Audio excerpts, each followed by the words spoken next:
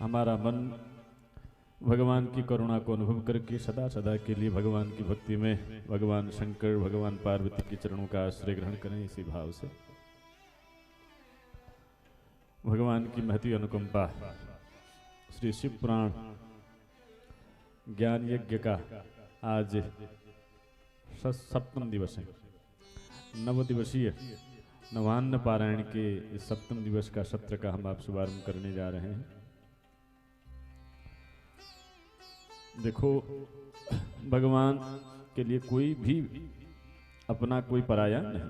जिस प्रकार एक जलती हुई प्रकाश के लिए कोई अपना कोई पराया नहीं होता, बरसती हुई वर्षा के लिए भी कोई पक्षपात नहीं होता, इसी प्रकार भगवान सबके A to Z, न किसी जाति में बसते हैं, न किसी वर्ण में बसते हैं, न किसी उपाधि में बसते हैं। लेकिन भगवान ने एक मर्यादा रखी है।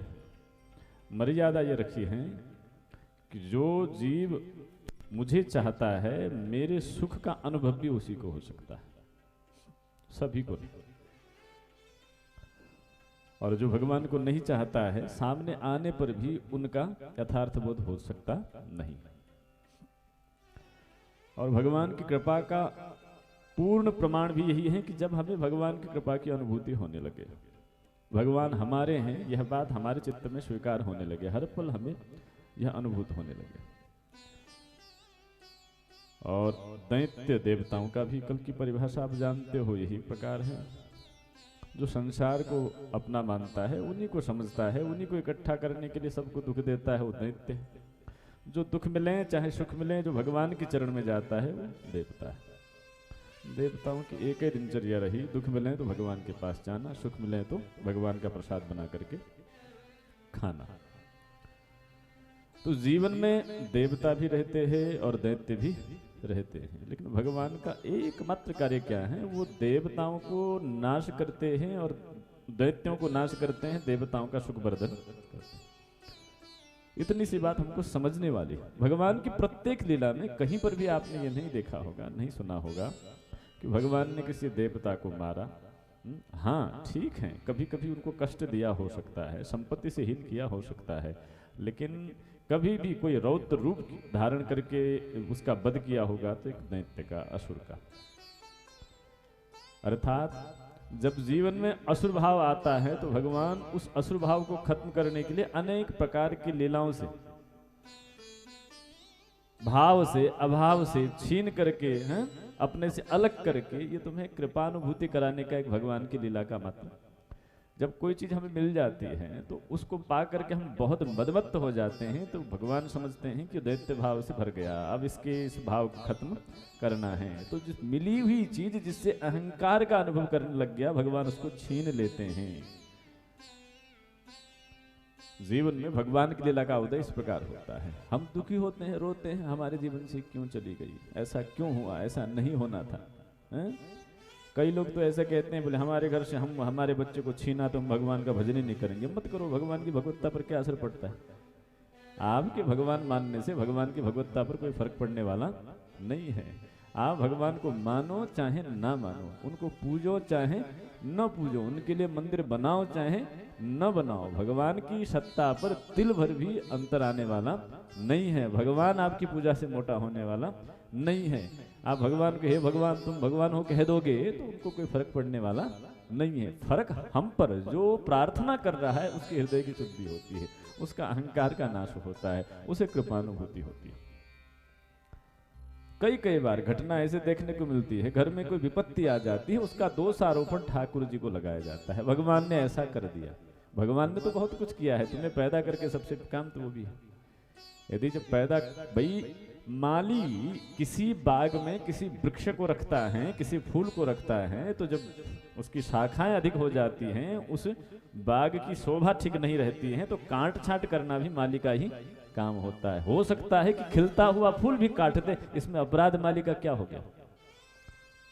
अपराध नहीं हुआ, उसकी शोभा है, बगीचा उसका है, हम उसके हैं, घर उसका है, दौलत उसकी है, दुनिया हमारा तो कुछ भी नहीं, कुछ भी नहीं। हमारा हाँ एक चीज है, बोले वो हमारे,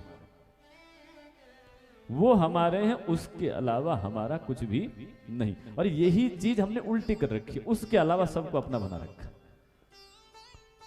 उसके अलावा हे शंकर जी, आप तो पार्वती जी के हो, आप गणेश जी के पिताजी हो, आप कुमार जी के पिताजी हो, कैलाश में रहने वाले हो, हमारे नहीं हो, आप वहां वाले हो। अरे हमारे तो ये उल्टा है, भगवान का ही सब कुछ है, ये दिया हुआ है, उसके रखा हुआ है। जहां जिसको जैसे रखना, जिसको मिलाना है मिलाया, जिसको बिछोड़ करना है बिछोड़ा, जिसको कुछ कर्म से मिला तो प्रारब्ध में उसको कुछ दे दिया, जिसके कर्म खराब थे मिलकर के प्राप्त करके जिसने अहंकार अभिमान भोग में नष्ट कर दिया उसको दुखी कर दिया, अभावग्रस्त कर दिया।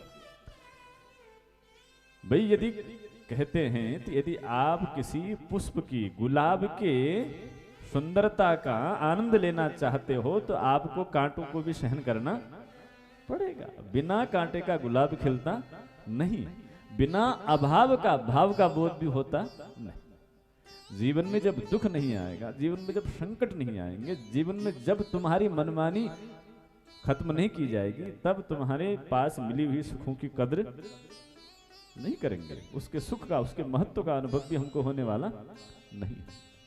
इसलिए ईश्वर जानता है तुम्हारे बगिया के, तुम्हारे हृदय में, तुम्हारे जीवन में किन किन चीजों से तुम्हें बल मिलना है, किन किन चीजों से तुम्हारा जीवन शोभायमान होना है, सुगंधित होना है। और ईश्वर जो करता है हमारे भले के लिए करता है। बस ये बात समझ आ जाए तो समस्त शिव पुराण कथा उसके जीवन में, पुराण का मतलब क्या है, बोले पुरानी होती हुई नया, हमेशा नया। हम लोग नई चीज की तलाशी करते हैं, पुराना कोई पहनता नहीं, पुराने तो फाड़ करके फेंक दिए जाते हैं। नया मिले, नया ब्रांड हो, नया कपड़ा हो, नया भोजन हो, नई टेस्ट हो, नया सब कुछ हो। हम नए के पीछे तो जा रहे हैं, नए के पीछे जा रहे हैं। लेकिन सबसे नया क्या है, बोले तुम्हारा स्वरूप, तुम्हारे भीतर का आनंद जो बह रहा है वो मिलेगा कैसे, बोले जब उस आनंद के वास्तविक स्वरूप को तुम प्राप्त कर जाओगे तो फिर उसके बाद तुम्हें कुछ चाहने की आवश्यकता नहीं पड़ेगी। भगवत पाद शंकराचार्य जी महाराज ने भक्ति की व्याख्या भी इसी में की है। कोई कहता है मंदिर जाना भक्ति, कोई कहता है कथा सुनना भक्ति, कोई कहता है जब करना तब करना, साधु का संग करना भक्ति। लेकिन भगवत पाद शंकराचार्य कहे स्वस्वरूप अनुसंधान रति भक्ति, अपने भीतर जिसके होने से हम हैं उसके स्वरूप का अनुसंधान करना, उसको पहचान जाना, उसके निकट बैठना, उसको जान जाना, ये सबसे बड़ी भक्ति।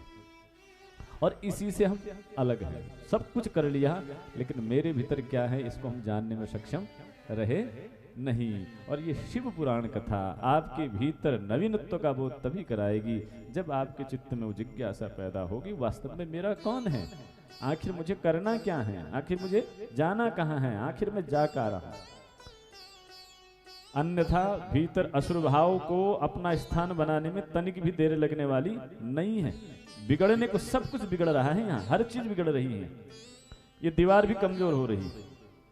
और चीज की बात सुनो, सब चीज धीरे धीरे, सब मिट्टी की उर्वरकता भी धीरे धीरे कम हो रही है, अर्थात बिगड़ रही है। पानी का स्तर भी नीचे जा रहा है, अर्थात वह भी बिगड़ रहा है। हवा भी विषैली हो रही, वो भी बिगड़ रहा है। अन्न जो भोजन करते हो उनमें वह गुण नहीं रहा जो पहले था, वो भी बिगड़ रहा है। बिगाड़ने के लिए कुछ भी आवश्यकता, कुछ भी करना नहीं पड़ेगा। करना है तो क्या, जीवन उत्थान के लिए, जीवन उत्सव के लिए है, जीवन शिवत्व के लिए है, शवत्व के लिए नहीं। लेकिन हम लोग शब के पीछे भागते हैं।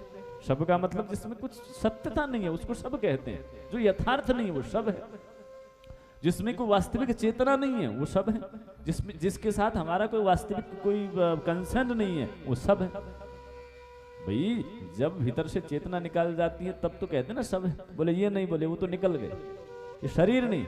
बोले हमारे जो थे वो सब क्यों, वो शरीर तो भाई रखो ना उसी को, नहीं बोले ये सब हो गया। जहां चेतना नहीं है, कोई मूल्य नहीं है, कोई स्थिति नहीं है, कोई सत्ता नहीं है, वो हो गया सब। सच बात तो ये है कि प्रभु के बिना ये दुनिया सारी सब है। प्रभु के बिना हमारा कर्म भी सबका कर्म है, प्रभु के बिना हमारा सुमिरन भी बस जैसे सब काम करता है वही। हर एक चीज सब तुल्य है यदि वह उस ईश्वर से न जुड़ी हो, बस उस ईश्वर से न जुड़ी। जीवन क्या है, बोले कुछ भी करो लेकिन तुम उससे जुड़कर करो। इसलिए भगवान तो कहते हैं कि हे अर्जुन, तू मेरा भजन मत कर, जप मत कर, तप मत कर, मैंने इतनी गीता सुना ली, तेरा काम युद्ध करना है, युद्ध कर, खूब लड़, खूब मार, खूब काट दे, लेकिन मां मनुस्मर युद्ध छ, मुझे याद करके कर, मुझे भूल के मत कर। युद्ध करना भी तेरा भजन हो जाएगा, युद्ध भी तेरा यजन हो जाएगा, तुझे विभूति योग का दर्शन तुम्हें होगा। भगवान प्रत्येक कर्म, हमें भजन की अलग विधा को नहीं सीखना है, हमें जब पूजा पाठ के अलग प्रकार को नहीं जानना। हमारा जीवन भजन में हो जाए, हमारा जीवन भागवत में हो जाए, हमारा जीवन ही, हमारा सब पूर्ण जीवन ही शिव के उद्बोधन को प्राप्त हो जाए, इस उद्देश्य से हम कोई कर्म करते हैं तो तब मात्र जीवन की साफल्यता है। अन्यथा ये केवल श्रम एवं ही केवल श्रम रह जाए, केवल पारिश्रमिक हमें मिलेगी। श्रम में परिश्रम में होता है, पसीना की बूंदें गिरती है, बदले में थोड़ा उसको पारिश्रमिक मिल जाता है, बस वो खाया पिया खत्म। वो एवरलास्टिंग नहीं हो सकता, कुछ देर के लिए, उसके बाद तुम्हें दुख मिलने वाला है उससे। इसीलिए विनम्र विनती, श्री शिव महापुराण की चर्चा परिचर्चा में आप सुन रहे हो कितने दैत्यों का भगवान ने संहार किया। क्यों?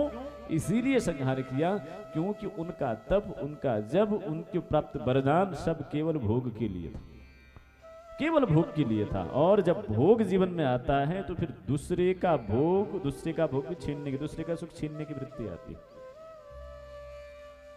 जब स्वयं के भोग पर अपनी क्रिया आरोपित हो जाती है तो फिर दूसरे के सुख को सहन उस चित्त को होता नहीं, जीवन में आसुरी भाव वहां से प्रकट हो जाता है। और यदि असुर बलवान भी होगा तो विकास नहीं करेगा, वो विनाश ही करेगा। असुर भाव लेकर के कोई व्यक्ति बहुत बलवान भी होगा ना, उससे कभी कहीं विकास होना नहीं है, उसके कंस्ट्रक्शन नहीं होना है, उससे डिस्ट्रक्शन ही होना है। रावण के पास कंबल नहीं था लेकिन असुर भाव के कारण था, तो कहते हैं कि 1 लख पूत 1.25 लख नाती वारा घन रावण घर दिया न, सोने की लंका 1 रात। क्यों? ये असुर भाव के कारण, भोग बुद्धि के कारण, संसार के प्रति महत्व बुद्धि के कारण। और कोई गलती नहीं है उसकी, तपस्या बहुत है, विद्वान भी इतना बड़ा विद्वान है तो भगवान महादेव का लिंग स्थापित किया तो उसके प्राण प्रतिष्ठा के लिए बोले इस दुनिया में कोई प्रकांड विद्वान नहीं है, रावण को बुलाया जाए। जब उसके मुख से वेद वाणी प्रस्फुटित होगी तब जाकर उस शिवलिंग पर प्राणारोपित होंगे और भगवान शंकर वहां पधारेंगे। इतना बड़ा मूर्धन्य विद्वान है महाराज। विद्वता में कोई कमी नहीं है, बल में कोई कमी नहीं है, ऐश्वर्य में कोई कमी नहीं है, लेकिन फिर भी अधूरा रह गया जीवन भर तड़पता रह गया भक्ति के लिए। सीता यानी भक्ति के लिए। क्यों? क्योंकि भक्ति भी भोग के लिए कर रहा है।